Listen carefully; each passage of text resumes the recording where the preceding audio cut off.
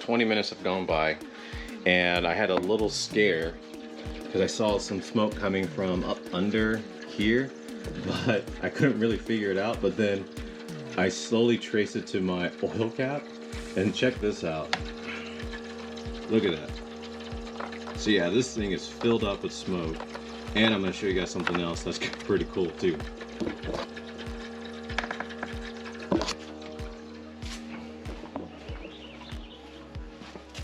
It's coming out of the exhaust.